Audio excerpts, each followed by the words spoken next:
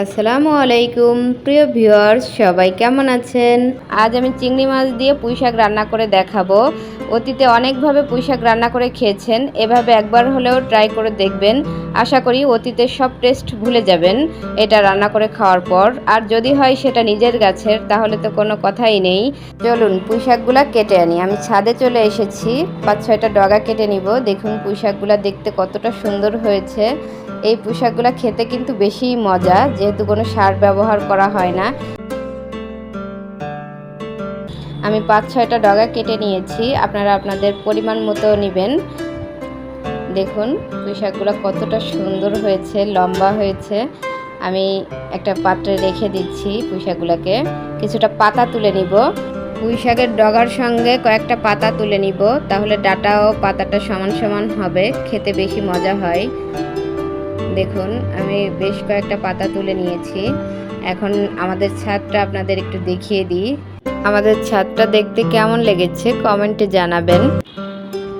আমি শাকগুলাকে কেটে নিব, এরকম করে কেটে নিয়েছি দেখুন। এখন চলে এলাম মূল রেসিপিতে। 4 টেবিল চামচ তেল দিয়ে দিব, সয়াবিন তেল নিয়েছি। 4টা মিডিয়াম সাইজের পেঁয়াজ কুচি, ছোট একটা রসুন কুচি দিয়ে নেড়ে মিশিয়ে নিব। পেঁয়াজটাকে গোল্ডেন ব্রাউন করে ভাজা যাবে না, খেয়াল রাখবেন।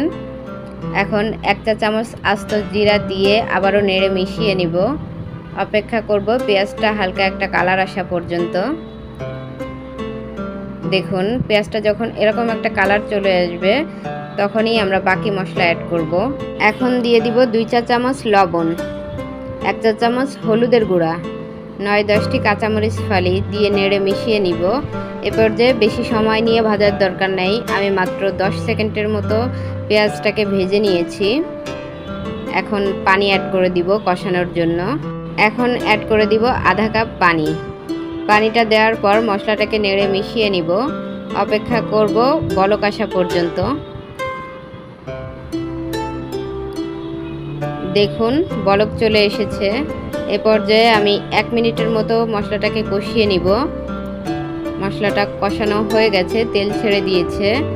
এখন আমি 100 গ্রাম চিংড়ি মাছ নিয়ে নিয়েছি, খোসা ছাড়ানো। চিংড়ি মাছটা দেওয়ার পর মশলার সঙ্গে ভালো করে নেড়ে মিশিয়ে নিব। খেয়াল রাখবেন চিংড়ি মাছের কাঁচা গন্ধটা যাতে না থাকে, ভালো করে কষিয়ে নিতে হবে কাঁচা গন্ধ না যাওয়া পর্যন্ত। একটা ঢাকনা দিয়ে ঢেকে রেখে দিব 2 মিনিট। ফিরে আসছি 2 মিনিট পর। দেখুন তেলটা ছেড়ে দিয়েছে চিংড়ি মাছ থেকে, কাঁচা গন্ধটাও চলে গেছে। এখন আমি আলু অ্যাড করে দিব। 4টা মিডিয়াম সাইজের আলু কেটে নিয়েছি এরকম করে। আলুটাকে মশলার সঙ্গে নেড়ে মিশিয়ে নিব। আলুটাকেও একটু সময় নিয়ে কষিয়ে নিতে হবে, তাহলে আলুটার টেস্ট ভালো আসে, মশলাটা আলুটার মধ্যে ভালো করে পৌঁছায়। এখন একটা ঢাকনা দিয়ে ঢেকে রেখে দিব। আমি 3 থেকে 4 মিনিট সময় নিয়ে আলুটাকে কষিয়ে নিয়েছি। চুলার আঁচটা মিডিয়ামে রেখেছি। অবশ্যই চুলার আঁচটা মিডিয়ামে রাখবেন কষানোর সময়, তাহলে সুন্দর মতো সময় নিয়ে কষাতে পারবেন। এখন আমি ঝোল পানি অ্যাড করব। বড় কাপের 1.5 কাপ পানি দিয়ে দিব। পানিটা একটু বুঝে অ্যাড করবেন, পরবর্তীতে আর কোনো পানি ব্যবহার করা যাবে না, তাহলে পুঁই শাকটা খেতে পানসা লাগবে। আবার পুঁই শাক থেকেও কিছুটা পানি ছাড়বে, খেয়াল রাখবেন পানিটা দেওয়ার সময়। অপেক্ষা করব বলক আসা পর্যন্ত। দেখুন বলক এসে গেছে।